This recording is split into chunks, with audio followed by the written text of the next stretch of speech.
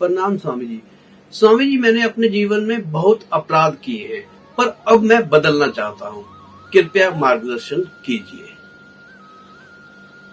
सबसे बड़ी कृपा आपके ऊपर हो रही है जब मन में ये विचार आना शुरू हो गया, जब बुद्धि ने स्वीकार करना शुरू कर दिया कि मैंने बहुत अपराध किए। अन्यथा कौन आदमी ऐसा है जिसने गुनाह नहीं किए? कौन आदमी ऐसा है जिसमें दोष नहीं है? कौन आदमी ऐसा है कि जिसने अपराध नहीं किए? लेकिन दुख का विषय ये है, कोई अपने दोष को, कोई अपनी गलती को, अपनी भूल को, कोई अपने अपराध को स्वीकार नहीं करता। जब आप में ये बात आ रही है धीरे धीरे कि मैंने बहुत अपराध किए, मैंने बड़े गुनाह किए हैं, मैं खुद को बदलना चाहता हूँ, याद रखना आज नहीं तो कल आप में बदलाव होने के पूरे पूरे चांस है।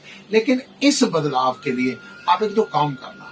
पहली बात, आपकी जो बुराइयां है ना, जैसे आपने इतनी बात तो स्वीकार कर ली कि मैंने बहुत अपराध किए, अपनी बुराई को कहना शुरू करो। आज के बाद आपको लगे ना मैंने कोई गलती की है, उसको छुपाना मत, उसको कहना शुरू करो। होता क्या है, जिस चीज को छुपाया जाता है, कुछ पैसा 200-400 रुपया बैंक में रख दिया जाता है, वो ब्याज लग लग के ज्यादा हो जाता है। थोड़े से पैसे आप जेब में लेके निकल जाओ, थोड़े से पैसे आप हाथ में लेके निकल जाओ, ना चाह के भी वो खर्च हो जाते हैं। यानी जिस चीज का प्रदर्शन करेंगे वो धीरे धीरे समाप्त होती चली जाएगी। जिस चीज को आप बताएंगे वो धीरे धीरे समाप्त होती चली जाएगी। जिस चीज को आपको कहने में दिक्कत होगी तो आप वो काम करना बंद कर देंगे, और जिस चीज को आप अपनी बुराई को छुपाएंगे ना, वो बढ़ती चली जाएगी। आप अपनी अच्छाई को छुपाएंगे ना, वो बढ़ती चली जाएगी। तो आपसे मैं ये कहूंगा, सबसे पहली बात, आप अपनी बुराई को कहनी शुरू कीजिए। जिस आदमी ने अपनी बुराई को कहना शुरू कर दिया है ना, समझो उस पर भगवान की कृपा हुई। कृपा भई तब जानिए जब दिखे अपने दोष। किसी के पास पुत्र पौत्र हो ना, धन संपत्ति हो ना, यश वैभव हो ना, गाड़ियां हो, बंगले हो, उस पर भगवान की कृपा मत समझ लेना। उसके घर जाके देखना, उसके आचरण को देखना, उसके साथ रह के देखना, उसके परिवार के पास रहकर देखना, वो कितने दुख झेल रहे हैं, उसको कितनी टेंशन है, कितनी सिरदर्दी है उसके पास। लेकिन कृपा भई तब जानिए, असली कृपा जब अपने दोष दिखने शुरू हो जाए। जैसे आपने कहा आपको अपनी अपराध याद आ रहे हैं, अपना बदल। पहली बात मैंने आपसे कही अपनी बुराइयों को ये।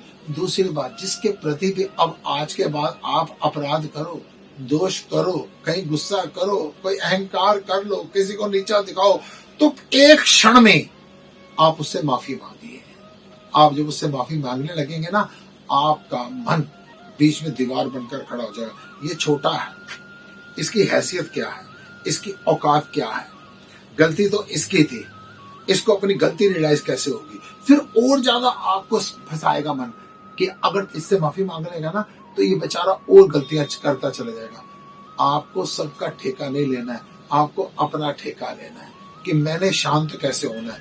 पहली बात, ज्यादा से ज्यादा अपनी बुराई को कहना शुरू कीजिए। और दूसरी बात, जितनी जल्दी हो सके उसी पर्टिकुलर उसी आदमी से आप माफी मांगिए। जैसे आप माफी मांगेंगे ना, तो आपको अगली बार जो आपसे अपराध होना उसके चांसेस कम हो जाएंगे। दुख का विषय ये है, लोग अपराध किसी और के प्रति करते हैं, लेकिन क्षमा जाके भगवान की मूर्तियों से मांगते हैं। अरे जिसके प्रति अपराध किया है ना, क्षमा उससे मांग। भगवान की मूर्तियों के पास जाकर कोई क्षमा मांगने से क्षमा नहीं हो जाएगा। लेकिन जिसके प्रति हमने अपराध किया है, पहली बात तो अपराध, जिसके प्रति हमने अपराध किया है वो क्षमा करे ना करे, देखना आपको एक पीस ऑफ माइंड मिलेगा, आपको एक अविरल शांति मिलेगी, और धीरे धीरे धीरे धीरे आप में बदलाव आना शुरू हो जाएगा। आपका संकल्प दृढ़ होना चाहिए। ओम नमः।